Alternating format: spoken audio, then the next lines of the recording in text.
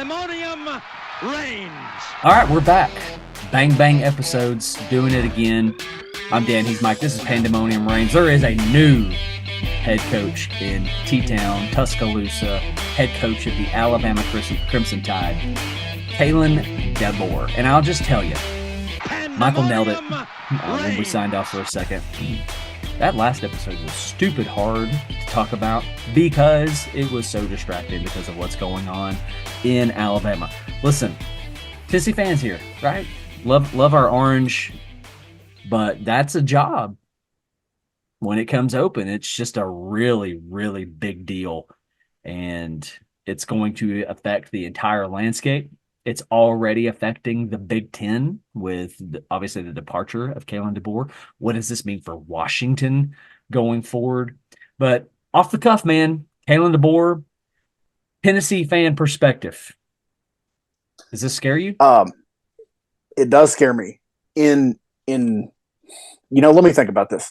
I think the scariest moves they could have made of the realistic names were at first was Lanning, Sarkisian, maybe Kiffin, maybe Norvell came out.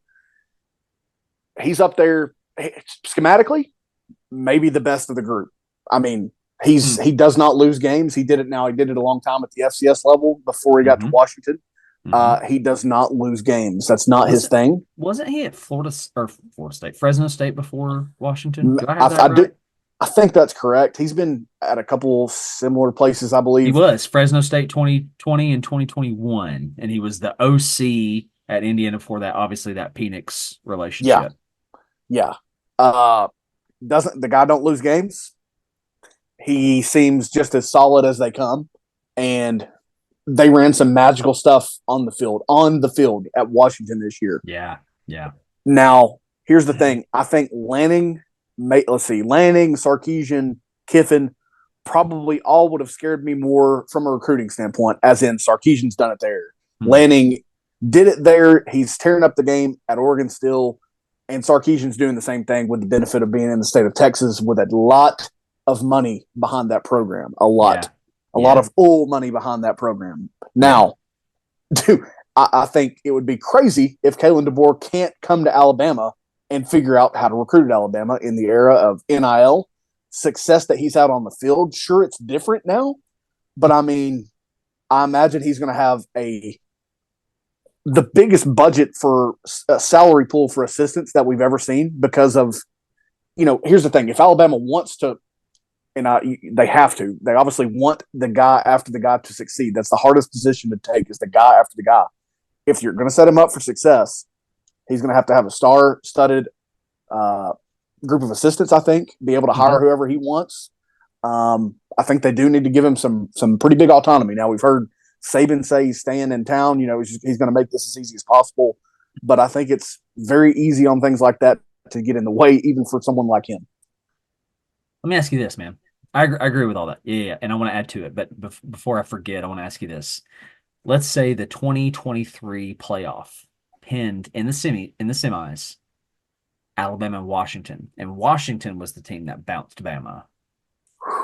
Is DeBoar still on the table? Is he an option? How are they perceiving this? I mean, Alabama fans, they're listen, Tennessee fans are not the only ones who can cause an uproar and say no. Bama fans can too. Are they so prideful to cause an uproar and say, not that guy? I mean, I could be reaching here, but does it change your thought if that's the way it unfolded? If they bounced Bama? Yeah, if they were the ones to have done it. I think they would probably have demanded him from the start if he beat them. Oh, okay. So a total opposite end of the pendulum thing. Yeah. If they beat him, and, especially if they beat him, and they haven't been vintage Bama the last few years, and now we maybe know why with Saban actually calling it this time. That's crazy. It's still crazy. But, if they beat them, and let's say they beat them by 14 or more, and let's say they made that offense look the way that Michigan did in the national championship game, I think at that point they might be talking about, we just dominated that guy. What are we talking about here? I could see them coming out that way. Agreed. But yeah, I mean, I think if he beat them, I think they're probably like, yeah, give us that guy. He did good stuff. So we want him. Yeah. If he can beat us, he can beat anybody. Yes, exactly. He can beat the GOAT. He can beat the GOAT. Get well soon, Coach. Oh my gosh. Well done, loyal and Sheesh. faithful servant. About Bama fans, you guys are next level. So Y'all are the best. Kalen DeBoar. I just Wikipedia'd this guy real quick. Obviously knew who he was, but 25-3 in his time at Washington. Dang, man. Listen to Dang. this. So his first head coaching gig was Sioux Falls, which is one of the Dakotas. I don't remember which one. Get this. 67-3. Ah, Where good two of Lord. his 3 losses were in year 1. So you're God. talking, listen to this, 11-2, 14-0, 13-1, 14-0, 15-0. That tells me he knows what he's doing. So here's what I'm getting at. Oh, let me continue. 2023-3 at Fresno State. 2021 9-3. That's a significant jump. Puts you 12-6 overall in your time at Fresno State. 2022, Washington 11-2. Washington 14-1, undefeated in conference play. 104-12 in your time as a head coach. I mean, if you're looking at Saban going, well, he's the greatest of all time. Look at his wins and losses. He's got more first-round draft picks than he does losses. Well, if that's what you're going for, man, you've nailed it. Yeah. You've nailed Absolutely. it. So Absolutely nailed it. Okay, so here let's get into Kalen DeBoar and Tuscaloosa now. Sioux Falls, man, that's impressive. Holy cow. My gosh. What you did at Washington in 2 years. Oh my gosh. Here's the difference. Being the head coach in Seattle, Washington, and in Tuscaloosa are very different animals. He's a South Dakota born and raised kid out of Millbank, South Dakota. Sioux Falls, started out there as a position coach, went to Washington High School in South Dakota as an assistant, offense coordinator in Sioux Falls after that for 5 years, head coach from 05 to 09 at Sioux Falls. After that, went back into position coaching just at the collegiate level. Southern Illinois, Eastern Michigan, Fresno State, Indiana, Fresno State, Washington. You know what I don't see in there? What's that? Anything east of the Mississippi or south of the Mason-Dixon. Different animal. Different. I'm not saying that football's not big in other places. It's just a different animal here. So I'm talking about it's kind of like Charlie Strong in Texas, right? Good football coach, right? Could he handle the pressure and the booster conversations and the diplomatic things that you had to do that came with being the Texas head coach? Can he do those things? I'm not saying he can't. Can he? Can he manage the stress? Can he manage the expectations? You are now and will forever be the guy who decided to stand in the shadow of Nick Saban, right?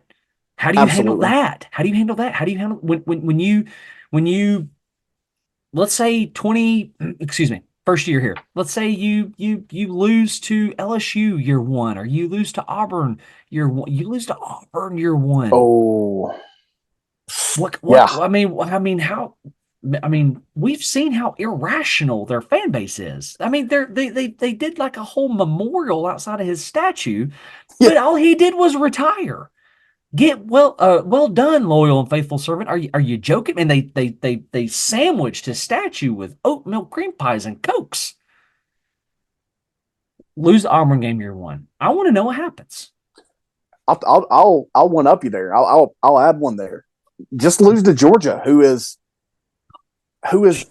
enters the season as, oh my gosh, you can't tell me they're not the favorite now for 2024. What a point. Yeah. And they come to your house. And that's a very understandable loss, even if Saban coached that game. To me, that's an understandable loss should you lose that game. Good luck, because Saban gets the benefit of the doubt. Oh, they're loaded. We've just lost all these assistants over here. We're still trying to do all that. Say it all. Now you're going to have to deal with that unless look, if he comes in and beats Georgia in year 1, yeah, buckle up, because ain't nothing changed. Well, that could be a lose-lose situation. Beat him. Oh gosh, he's Nick, right? Yep. Lose. Oh gosh, who is this guy? Yep. Absolutely, it could. So, man, I Josh Pate, who I really appreciate and value his opinion, he said there's just really no such thing. I'm twisting his words, but he's just said it's just the whole following Saban thing. It's just not there, and I just couldn't disagree more. I could not disagree more. I think it's a very real thing, and woe to the guy who decides that he wants to take on that, because there's going to be so many lose-lose situations for you. I mean, Yep. look at what I think you make a great point. If you beat Georgia, look at what Gus Malzahn did to himself, making a natty appearance year one. And that standard that was set from the get and the expectation. I think if you take Karen DeBoar, and as an administration and as a fan base and booster club and everybody who's involved in Alabama athletics to whatever degree, if you look at him and you say, we're going to recalibrate our expectations of him, I think you're setting him up for some serious success. If you will remove that pressure from him and just let him do what he does. But if he's got to deal with this crap day in and day out, and of him not being Nick Saban, and Nick would have done this, or Nick wouldn't have lost that game. I mean, because the truth of the matter is, Saban lost to Mississippi State and ULM in back-to-back weeks in year one. And you could say, well, the program was dormant and they didn't have the cupboard. Okay, well, my argument to that is the transfer portal is wide open for these Alabama players right now, and he's going to have to do a incredible job of trying to get dudes like Isaiah Bond back into, the conversation, back into T-Town. So I'm not saying it's the same, but I do think there's some similarities. All that said, if you will just reconfigure your expectations, I'm not saying lower your standards. You're Alabama. You're talking national champion. Every year. This is what I mean. Yep. You want to be in the playoffs. But if he turns around and goes 9-3 year one, and you start losing your mind, and let's say he lost all 3 games by less than a possession, walk-off field goals, right? Yep. I don't think they're going to care. I agree with you completely. I don't think it matters. I just think the result matters. And, I think we forget about how games actually go half the time. Yeah. And just the W or the L is all that gets considered, I think. And we talked in the national championship episode about scheduling, right? Listen to this. I can't believe we're getting into this already. And I'm sorry if we're jumping there too soon. All right. Western Kentucky week 1, August 31st. USF week 2. And you played a very suspect game that shouldn't look anything like the game in 2023 when it comes around next year. Okay. 1 week later, at Wisconsin. At Wisconsin in week 3. All right. You got a bye week, the next to last weekend in September. Ooh, that bye week sets up well. And then Georgia comes to town. I agree with you. That sets up perfect. Because after the Georgia game, you've got at Vanderbilt, which you'll be fine. You're going to host South Carolina, and then you're going to travel to Tennessee before hosting Missouri, which looks a whole lot different now as well. Yeah. I'm with you. Woof. Yeah, dude, that's not a setup at all for success. That's if he manages that well, then we should maybe consider looking at this like, well, ain't nothing changed. Yeah, right. I mean, so looking at the away games at Wisconsin, that place is going to be on fire. I mean, Alabama's coming to your town. That end of third quarter jump around is going to be bonkers. Let's go. Bananas. Let's do it. Let's go visit that. Let's go visit. Let's do it. Vanderbilt, whoopity-doo. In Knoxville, October 19th. Yep.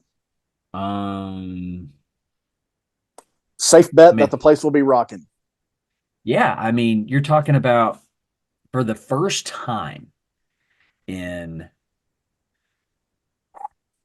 let's just say forever, Tennessee's got consistency in its staff. It's got a let's be safe here with this word, prolific quarterback and a proven offense, right? First year head coach in Alabama. My gosh. Tennessee's going to go into this thing with some, I mean, unless, the first set of weeks just don't go well You at wet the all. bed. Yeah. Yeah. Knoxville going to be on fire. They're going to be looking at this game going, this is our game. We're winning this today. Absolutely. I'm not talking about players. I'm about fans, and they're going to be outrageous. Oh, yeah, absolutely. There are so many implications with this move. I just thought of another one because I look at their next road game at LSU, right? That's well, that's what I'm going to get at. Sorry. So you got at Wisconsin, at Tennessee, at LSU, at Oklahoma. At Oklahoma. Your only blessing here is that you play Georgia and Auburn at home that I can really find, right? Yeah. Vanderbilt, you're lucky that Vanderbilt's an away game because you could play it on Mars with no gravity, still win, right? Right. But LSU, think about it for LSU. Think about this for Brian Kelly, is what I'm saying. There was talk about if Harbaugh goes pro, they should look at Brian Kelly first. And there was rumors like this up until like a week ago. It's been weird to me that we're that far down the line. We don't know if Harbaugh's leaving or staying. Harbaugh probably won't say a word, and he'll just coach spring ball if he stays. And we'll just be like, oh, so he's back, right? And he'll do it shirtless. He'll have a satellite camp in Athens for just to piss off Kirby, right? Yeah. Think about this move for Brian Kelly and think about if there were divisions, right? In the SEC, there's not going to be. Oh, wow. Yeah. What, dude? Like, you came here to recruit, right? Because you wanted to recruit. And look, let's acknowledge Marcus Freeman's doing a little bit better than he did for the moment at Notre Dame. But you came here to recruit, and it just got worlds easier. Who poached players out of Louisiana better than Alabama? As hard as it is to get a kid that LSU wants out of Louisiana, who did it better than Alabama? Nobody. Do you think Karen DeBoar, we're talking about a little bit, the cultural differences with him being a Northwestern type of guy, born in the same state as Josh Heupel, I'll add. Do we think that he's going to come down here, fit like a glove, and recruit Louisiana that way, the way that Saban did? And Saban obviously had the benefit of being at LSU prior to Alabama. I mean, I hear what you're saying, and on the cuff, I'm going to agree with you, and I'm going to go with it until I'm just proven wrong. But my argument to that would be Brian Kelly. Like that's just not a cultural fit, but he's winning. Let's see what he does without Jaden Daniels would be my other argument. Great thing that we need to see, yeah. But overall, man, I'm with you. I'm gonna need to see this first until I believe it, because right now I'm not buying it. I think that's a great point. Can DeBoer go into Louisiana and do this? My opposing question would be, does he need to? Yeah, I mean, now look, they've had some straight up dudes come out of Louisiana, as many teams do because of the talent there. But I'm going to be fascinated to watch how he approaches Rudy. I mean, look at what he's done in the portal. And now he gets the boon of being at Alabama. And he's like, come run my offense. And we're going to play basketball on grass. Yeah. We're gonna yeet it around the yard. I mean, you say that, but they lined up under center. Now, I'm agreeing with you. And now he's balanced, all right? We need to address that. I need to correct myself. They're balanced. He is a balanced guy. But, I mean, the portal's wide open, like we've said. Think about his approaches that he's going to be able to take. What I'll really be fascinated, I guess, is, and I mentioned it, but who are his coordinators? Who are his position coaches? Yes. Is it guys like him, that have been primarily away from the Southeast? Or does he okay, I'm going to need some help making this transition. I'm going to look out for myself. I'm going to give the fan base and the administration some peace of mind. I'm going to bring some SEC guys in to do this, to make this transition happen. You know what I would do if I was him? You know who my first call would be? Who's that? Let me explain this thoroughly. Okay. But Mark Ingram, a Alabama dude who's from Michigan, right? Yeah. And I'm like, listen, you're not a coordinator, you're not a staff, you're not a position coach, but you're on my staff, and maybe you're head of personnel or whatever it is that they call that position. You know what I'm talking about? Yep. Player personnel and development. just help me sell Alabama and me. Can I get you behind me? And can I get you somehow NCAA approved, talking to recruits and selling our vision and whatnot, and saying, well, that way Mark Ingram can stand before recruits, whether they be from Louisiana, Tuscaloosa, or, Oklahoma, say, listen, I was an outsider too. Look what I accomplished. I believe in this guy. I'm all in on Karen DeBoar because a lot of people, I should say this, a lot of 18-year-olds know who Mark Ingram is, and they know where he played his ball. Just a thought. Probably my first thought. That's a great thought. I think that the great thing for Alabama, if you're a fan, if you're on staff, or if you're in the administration, I should say, there's so many guys like that he can call. But I think Ingram would be a perfect one because again, he made the travel down from Michigan to Tuscaloosa when he signed for Saban. That he's not from Tuscaloosa or Birmingham, or what I mean. He's not from the area. I think that's a big benefit of him. He's going to have all he's going to have to do. And listen, I believe this. I don't think we've said anything like, oh, good luck to this guy, or downplayed the hire at all. I don't think we've done that, and I'm not doing this here. I think it's going to be so easy for him to call up. He's going to call up Greg McElroy, and he's going to call up AJ McCarron, or he's going to call up anybody that he wants in that vein that has a say, that has a pull on the fan base, and anybody that they need to, right? And I think they're going to sit down. They're going to have a conversation. He's going to talk about what he does on the field, which is dang good, like we've talked about. And I think it's just going to make it a lot easier. As long as he's willing to do that, there should be no reason why he's not. You don't win this many games in anything. You're not this successful being unwilling to adapt or being too egotistical or things like that. Good point. I think there's so many people that he can just call up and sell, hey, this is how we're going to do it. This is how we're going to make this work. You know? And I think it's going to be a huge boon for him. If I'm Ty Simpson, I'm staying put. You dang well should. I'm staying put. If I'm Isaiah Bond, bro, I'm staying put. Can you make me look like Rome Odunze this year? Yeah, right. I mean, right. And another thing that we haven't mentioned is who's going to come with him. I don't mean staff. I mean player portal. Players. Who's coming? Yeah. Now we know that certain dudes like Michael Penix is out of eligibility, and Odunze, who you have mentioned, has declared. I don't know about Jalen Polk's eligibility. I don't know about Jalen McMillan's eligibility, but I'd be curious to know. Oh, my guy is headed to Tuscaloosa, bro. Let's go. Yeah, I'll go. Absolutely. So, as a Tennessee fan, this one makes me nervous, scares me. I will say this though, I don't think he was their first choice. I have to think that Lanning was, but I'm with you. I mean, in the order in which news dropped and Dan Lanning coming out and saying, I'm staying at Oregon. Okay, so you talked to Bama. Bingo. Thanks for telling us. And then Mike Norvell, before news breaks with DeBoar, I'm staying at Florida State, contract extension. Okay, so you talked to Norvell too. Yep. When they say stuff like, also, I'm staying, you were offered, right? You had to be. And if you're saying, well, that's kept close to the vest and that stuff, listen, Danny White was like, we didn't offer you. What was that situation?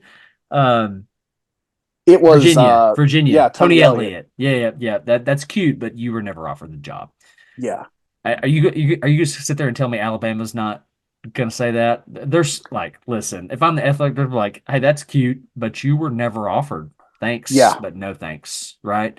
So, and I would have to think that one of these guys is getting, look, Jimmy Sexton represents everyone. There's no bigger winner than Jimmy Sexton, right? Oh, financially, I know.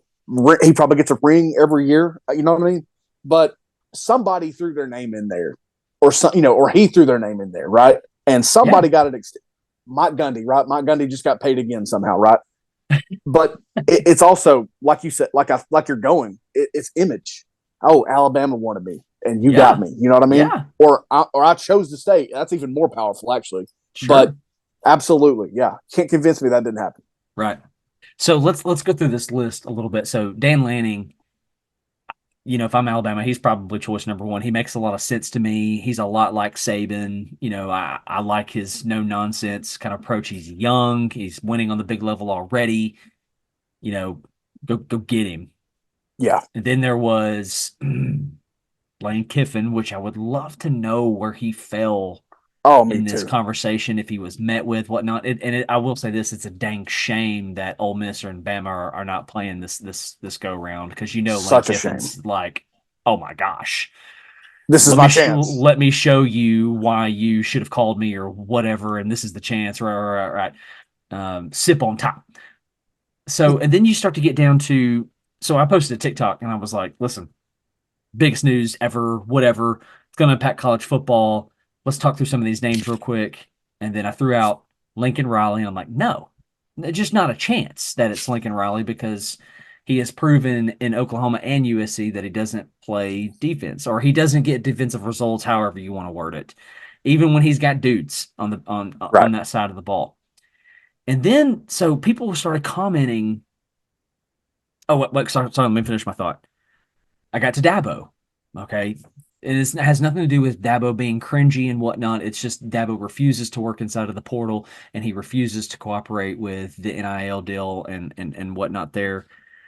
And then Steve Sarkisian. This is the name that started popping up in the comments. And I'm going, why would he do that? Why would he do that? He's in the conference now.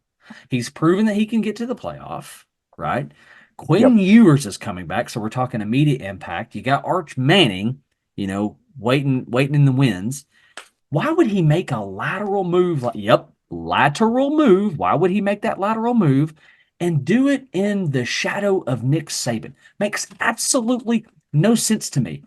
None. Did Alabama really talk to him? And if they did Sarkisian really consider that, saying, I had a great time in Tuscaloosa when I was there, but that's probably a really stupid move on my end. And Alabama's going to say, well,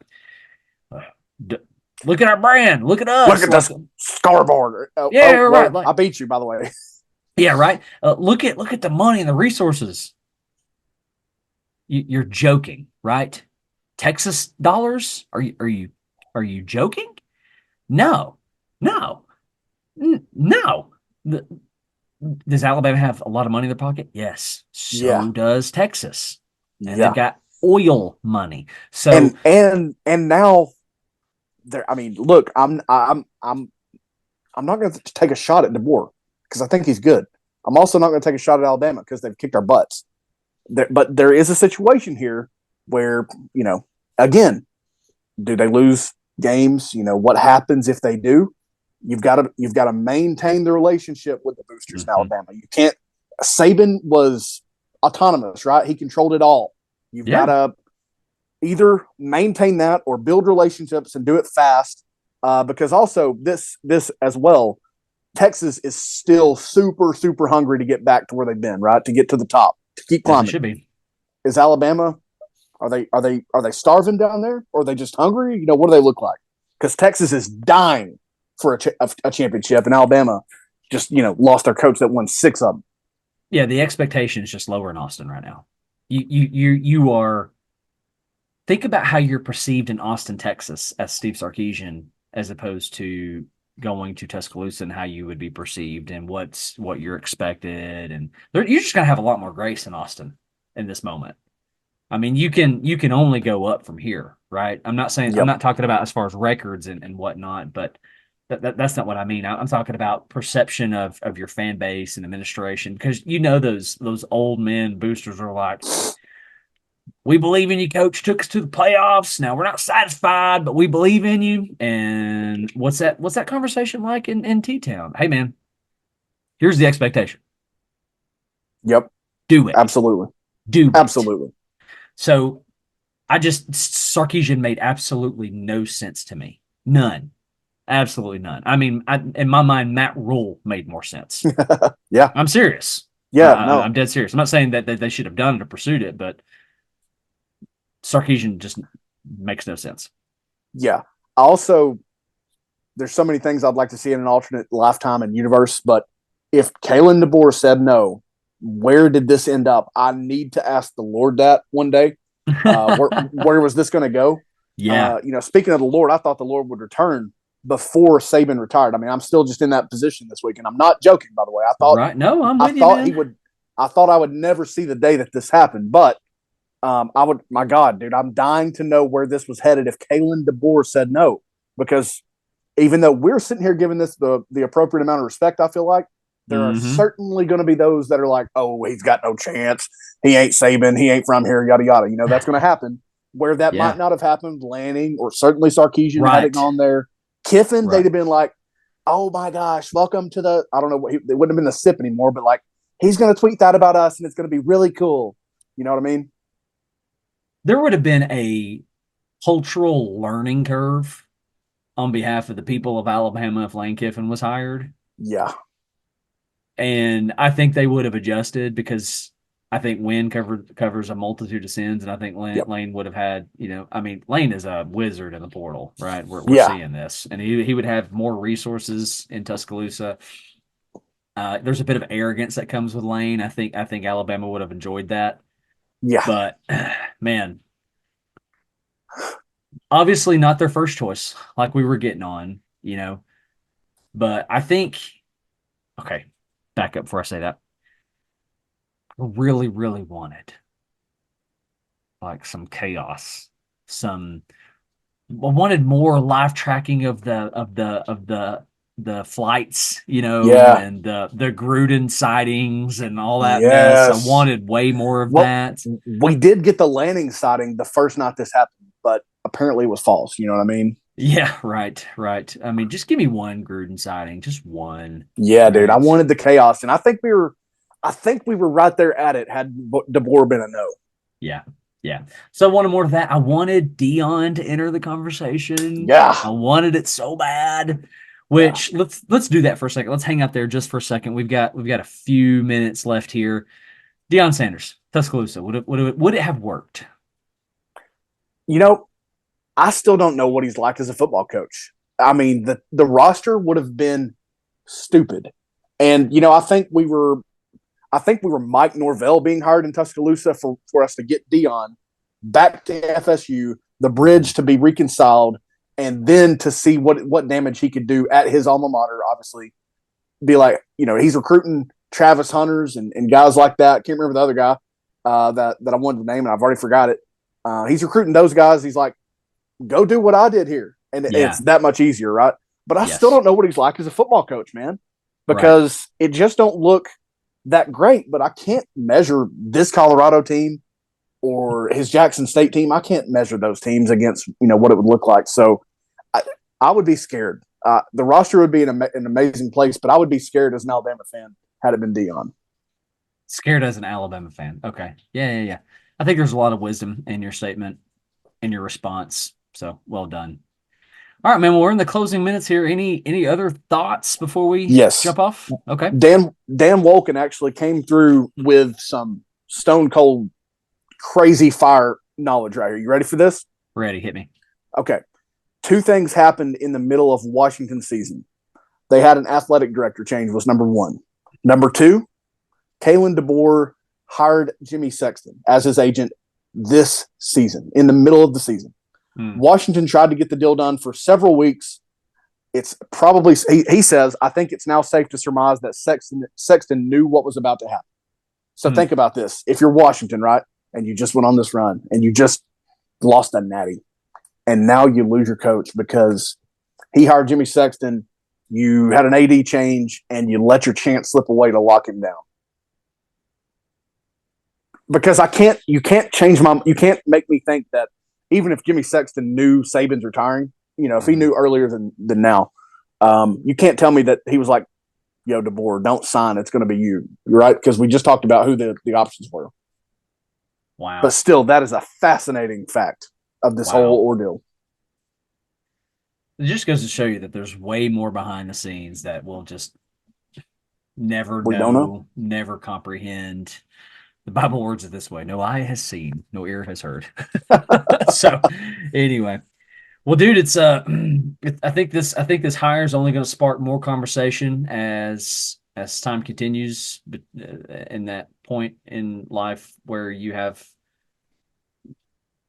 the first kickoff of the year and the last kickoff of the year, if you know what I'm saying. Yeah. So it's going to just stir a lot more conversation. Looking forward to it. Interested to see how he assembles his staff. Interested to see how this affects the transfer portal. Interested to see. I think what Jim Harbaugh does right here is also big in the light of Alabama and whatnot. And I will say that here's to hoping, my man. Listen, been praying a lot lately, and it seems my prayers have worked regarding the Saban retiring.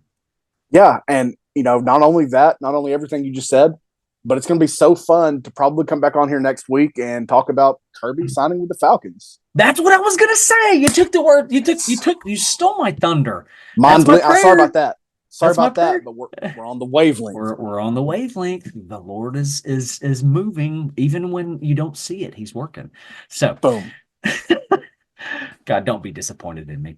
Please. Hey, thank you guys so much for hanging out with us. Whether you're a Tide fan or not, you're interested. You are. I don't care if you find yourself in the plains of Alabama or in the mountains of Washington. I don't care. You're interested. Canada is interested in this moment in time right now. We're going to be here to talk about it. We're never going to be here in time to break news to you. Obviously, we did a several-day late recap of the Natty, but it gave us time to, come at it from a very logical perspective. So, nonetheless, thank you. Make sure you hit like on your way out. It's just a matter of pushing the button. Just push the button. Thank you. It does wonders for us. Make sure you get subscribed. Make sure you're tuned in. You get all the notifications on for when Pandemonium Reigns drops another episode. I'm Dan. He's Mike. God bless. Go Balls. GBO.